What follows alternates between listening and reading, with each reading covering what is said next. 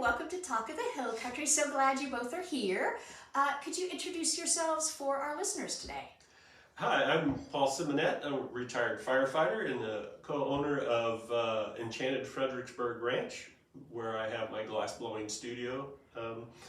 We're welcoming all folks to come watch my glassblowing, and this week we're going to represent a visiting artist here that I worked with for when I started glassblowing in San Diego. Exciting. Hi, I'm Kevin Baker. I blow glass in San Diego, and I've been lucky enough to be invited out here to be an artist in residence for the week-long grand opening celebration here at Enchanted Fredericksburg Ranch. Excellent. And you had almost been out here earlier in December, but got delayed because of weather and other things. So excited that this is the grand opening celebration now for all of you, and it's a whole week of activities, as you were saying. How did you get started into glassblowing, and what's the exciting thing about it for you that you want to share with the people who come this week? Well, I think I can speak for both of us when I said that glassblowing experience first starts with an introductory lesson, and then if you're like Paul and I, you get instantly hooked because there's really no other process like blowing hot glass. It's a very difficult medium to work in, but it's also super exciting. I call it the high wire act of art. So it is very much like a circus, and watching is just almost as much fun as doing it. So that's what we like to do, is to perform in front of an audience, to show people and educate about this very old art. How old is the art of glassblowing? It goes back at least 3,000 years. The Phoenicians were the first ones to actually blow molten glass. Glasswork itself goes back even farther. But modern glassblowing techniques really were perfected in Renaissance Italy and the rest of Europe. So most of what we do today is almost identical to what they did 500 years ago in Venice. So you're going to be sharing that living history and that art in the making during this. So there's glassblowing events that demonstrations people will be able to see every day? Yes, every day throughout our grand opening celebration. From Wednesday to Wednesday, there's a couple of days where Monday and Tuesday where we're not open to the public for demonstrations, but Kevin and I will be continuing to produce artwork for sale in the gallery. And we also have on Friday, we have a visiting band. Him and her band is going to be playing from 5 to 7. I'm looking forward to hearing them. Yes, and I understand that you also have some, there's going to be people sharing some of their great local foods. We have Dumpling Diva is going to be here, and La Chaparrita's Antojitos, is that right? And then there's book readings as well. You guys really have a whole week of creativity for people. Is that what this area is about too? It's glassblowing, but other forms of creativity that people can be involved in? Yes, it is. Our gallery here represents a number of artists, mostly local artists of pottery, photography, textiles. My wife is a weaver. She does very beautiful hand-woven clothing. And we also have jewelry, wall tapestry, or wall hangings of yarn. So we represent a lot of different creative art. That is so exciting. And if you don't mind, I'll repeat that it's Wednesday the 22nd all the way through Wednesday the 29th. There's going to be glassblowing demonstrations nearly every day. And they can go to your website, correct, to get dates, times, and who's going to be here. What's your website? EnchantedFredericksburg Ranch.com. We're also on Facebook under the same moniker, Enchanted Fredericksburg Ranch. And what's your address? So people can actually come here and see. It's beautiful. I love it out here. It's just a gorgeous space. We're out in 8 miles north of town on 965 at 7991 Ranch Road 965, halfway to Enchanted Rock. Excellent. It's beautiful here. Thank you for letting me come here. And I get to see a little bit of a demonstration. I'm going to film it for our Facebook as well, so people will be able to see that on Facebook as well. So thank you so much for being a part of Talk About the Hill Country today. Thank you. Thank you. A little windy. I hope it doesn't blow. Yeah, I'm hoping it won't blow this around too badly. But it has a density of 2.65, so it should be okay. Listen to you. There's the engine. Dana's a retired geologist. I was wondering about that. Yeah, that's great. So he wanders around our property and identifies rocks for us and tells us how old they are. I know. I missed. Were you part of the Which is super geology cool. thing They've got- over in the mark plots a couple of months ago? They had. I missed bringing our rocks. We have a rock we think is a Oh, meteor no, rock. I don't think that was me. Okay. I am giving a talk at Ollie, though, Oh. on April 11th. Oh, you have to come in and do Phoebe. Rock Country. Yeah. Yeah. Wonderful. I'll send you her information and you can go be interviewed for Talk of the Hill Country. I would love to do that. Okay. You know Yeah. the class. Well, just finished my spreadsheet yesterday. So I have places, Dana's top 25 geology sites near Fredericksburg. Oh, cool. Oh, you totally have to come Gotta in. check And that so, like, they're ordered by age of the block. Oh. So, and then I have a description of where it is, but then you click on that and it takes you to Google Maps and shows you exactly where it is. Okay, you have to come on and you have And then the next one over is what it is, but then you click on that and it takes you to the picture of what you're going to see. Ooh. So you know before you can get there. And then I have notes, this is private land viewed from a public road. Don't, Yes. get information about it. Just don't put comment over it. Yeah. You know what you need? Well, I'm telling you what you need to do. So you can take this with a grain of salt. In addition to the age of the rocks, put it as a tour of, like if it's a circle or a straight Sure, line. Or, sure. So people So can you follow could- around. Right, how right. In different sorts. Yeah. I could probably do it, order it by age. Geologists are kind of. So this is going to be the color for the piece I'm making. So what is that? This is grit. This is crushed up colored glass. This is how we apply color to the piece. The glass that's in the big furnace there is all clear. So we'll start with a base of clear, and then we'll roll it in the molten glass into this grit. That will actually partially melt it, and it will stick to the outside of the glass. Then we remelt it in the reheating furnace, commonly known as the glory hole. And I'll keep doing that until I pick up all this glass. That will be colored glass. Then we'll gather another layer of clear on the outside of that. So the colored glass will be sandwiched in between two layers of clear glass.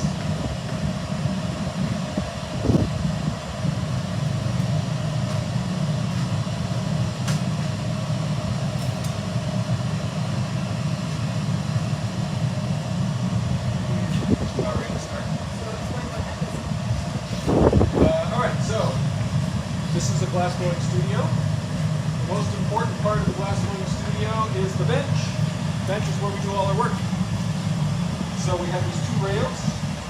The rails basically are a guide for a pipe.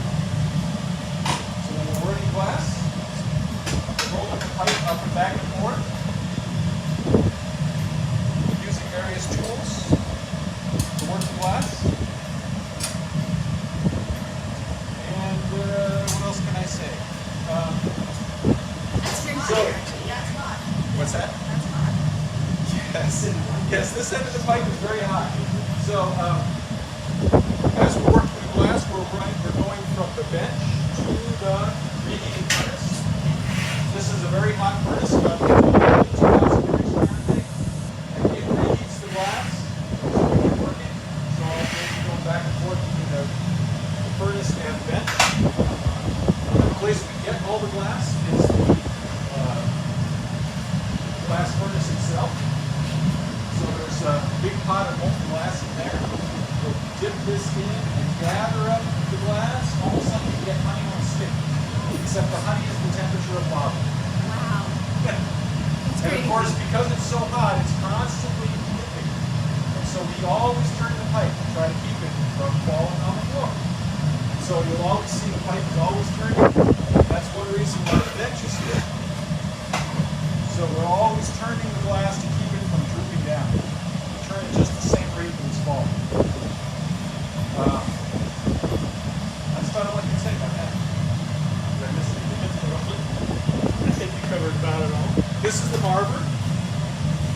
So barber is a sheet of steel, and you can use this both to pick up color and also shape the glass. Some other tools we use are blocks. So these are made out of hardwood, usually cherry wood. It's been soaked in water, and we'll use that to help shape the glass and cool it down on the outside of the flow. The glass is so hot that anything it touches will start to burn. So these blocks will burn away over time. That's why we keep them soaked in water. This is a paddle made with graphite. Graphite, like the lead you put in a pencil. It's usually used to put a bottom on a piece. So the general process for blowing glass is gather, blow, shape, and then the most important part is cracking it off the pipe and sticking it onto another solid rod called a punty. That turns the piece around so we can work the top.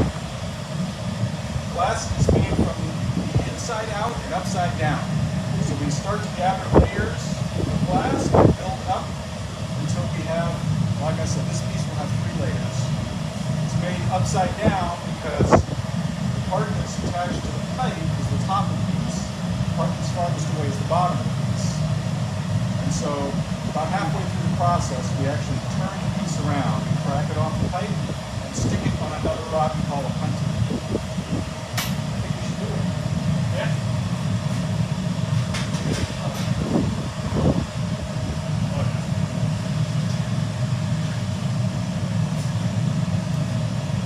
Notice they're wearing their glasses. Yes. Now I'm going to use the logo. So,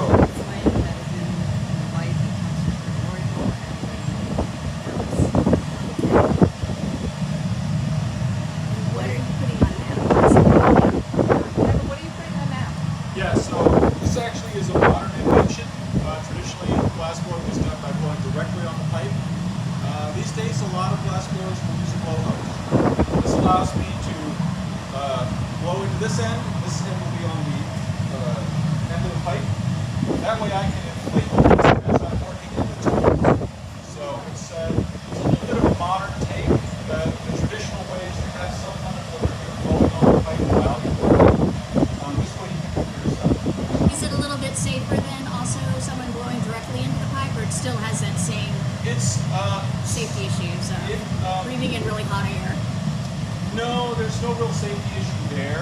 I think, of course, when the pandemic hit, the school where I'm going actually outlawed people sharing pipes. And so the blow hose was a way to make sure that I was thinking more of a heat issue, but that's not an no, issue in terms you of. don't have to worry too much about hot air. That's there's plenty of danger in a hot shop, but that's not really one of them. Yeah, the pipes are made out of stainless steel for a reason. It's for conductor heat. So where it starts getting really hot is where it starts getting discolored here. So as you got a large piece of glass on the end of it, pretty much I can grab all the way to where it starts getting discolored. And not have a problem.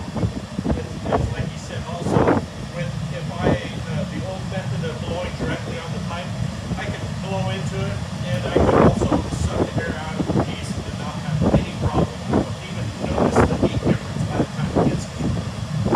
That's fascinating. That's how you make the breathing holes. Yeah, that's right. That's how we make breath bowls, the items that we sell on the ship. We inflate them and then we deflate them by sucking the air back in. Oh wow. No, the real danger in the hot shop has to do with hot. And because the glass has to be about 2,000 degrees Fahrenheit to work, everything gets hot.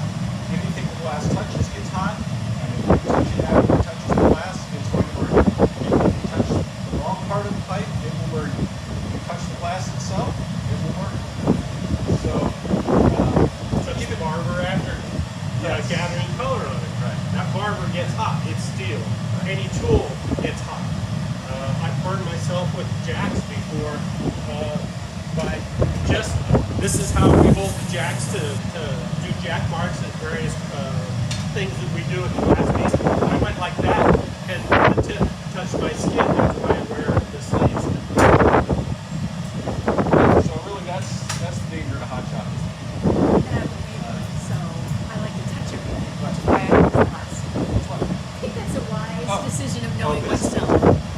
Yeah, so another really useful tool for glassblowers is a wet folded up newspaper. In this case, it's encased in a little container here that's made out of open graphite. And we use this to help to shape the glass. One of the most frustrating things about working with molten glass is you can never touch it.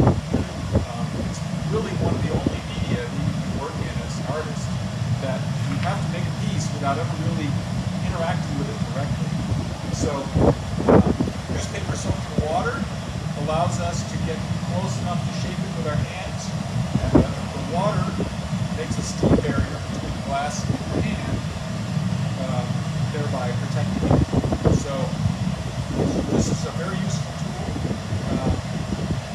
Once again, a little bit of a modern take on an old technique. We've wrapped it in this woven Kevlar, yes, so that the paper doesn't burn and smoke as much. But paper soaked in water is once again a very old tool. Most of these tools go back, like I said earlier, about at least 500 years, and they really haven't changed much. The only real difference in hot shot now is that we have propane for the fire instead of stoking a wood fire. Other than that, everything, the bench, you can look at Renaissance pictures of glassblowing, and you'll see the same bench, the same tools, the same techniques. It's exciting to be a part of that living history. Right. Oh yeah, I see that. Yep. So excited. That's that seems to be something odd. So you just put it off in here. Yeah. Well, that's it. Get out here in the burner before it Kathleen shot. She had a little brush with this brush on.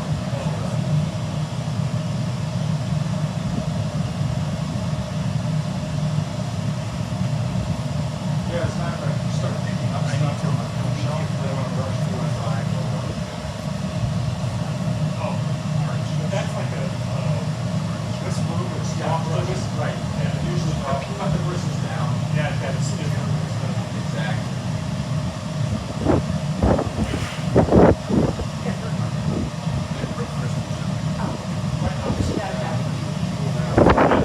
Yeah, we have. So he has to make sure that the light is hot enough It's kind of to windy stick out in the hot glass. If it's not, the glass won't stick to the pipe. It's that air right. It's too cold. If it's too hot, it just dribbles off. Gotta be heat management is the name of the game. Goldilocks of glass. Oh, that's a nice one. So he's getting a little bit of glass to start. And he's going to add more before he So I'm just letting gravity pull some of this glass off the pipe. All across the fire at a low angle, that'll force more glass off of the pipe. And then we can level it down in a nice little even shape. Just when they hit the end there, we pull down a little bit, make it move around. And squeeze the blowhose to put a little bubble in it.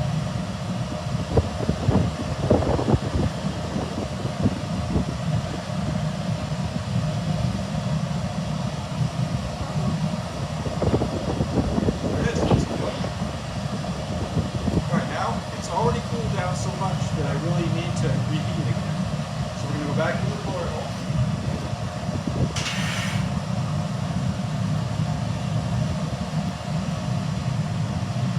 I forgot how high your glory hole is.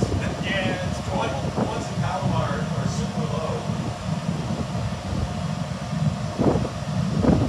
Yeah, I think that's about it.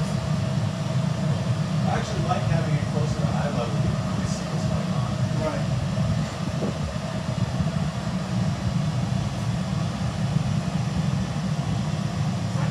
About as high as I remember.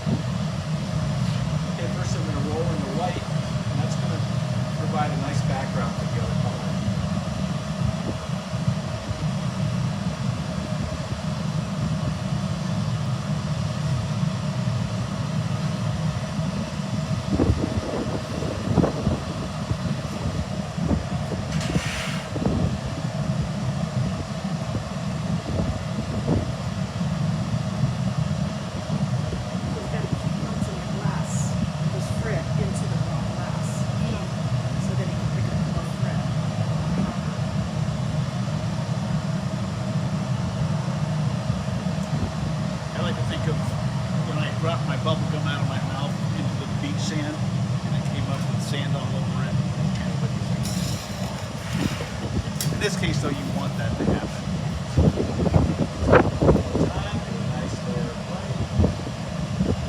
Very nice.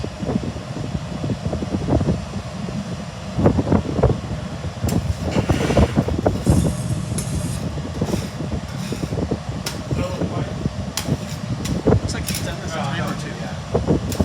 It's harder than it. It's harder than it looks. It's pretty hard too.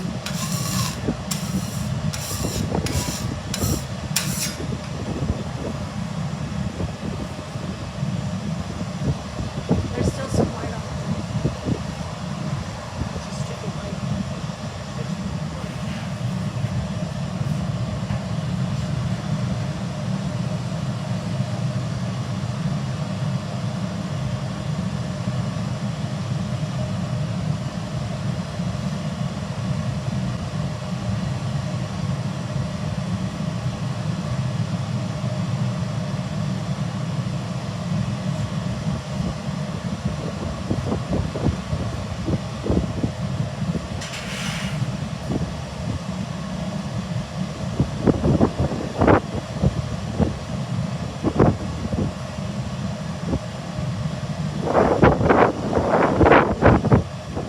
So as soon as he blows out, it will, if he cools the sides of the piece down, it'll blow out the end. If he cools the end down, it'll blow out the sides, because you're actually changing the viscosity of the glass preferentially depending upon where you cool it.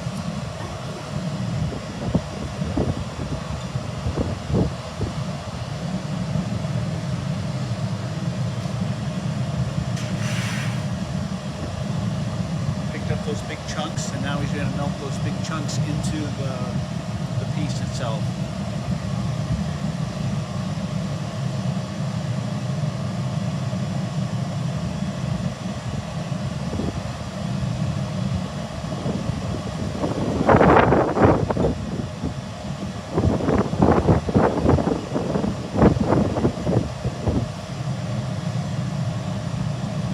Depending upon the piece itself, they can, a large vase could take up to an hour to make. Depending upon a lot of things.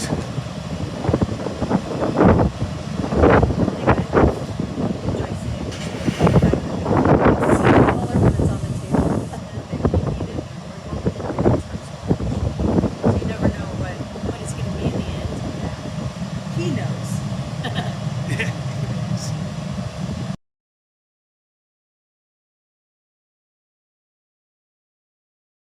The next intergenerational game day is March 27th at 3:30 at Llano County Library. Talk About the Hill Country wants to remind listeners that libraries are a great resource. Books are only the beginning. Patrons can take workshops on crafts, healthy living, exercise, and much more.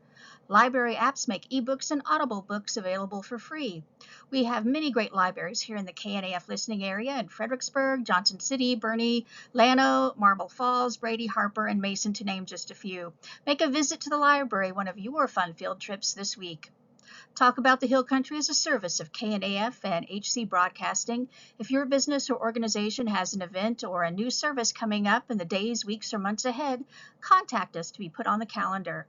Talk About the Hill Country comes on every Monday through Friday at 10 a.m. on KNAF AM 910. Call KNAF at 830-997-2197, fax 830-997-2198, or email knafnews@gmail.com.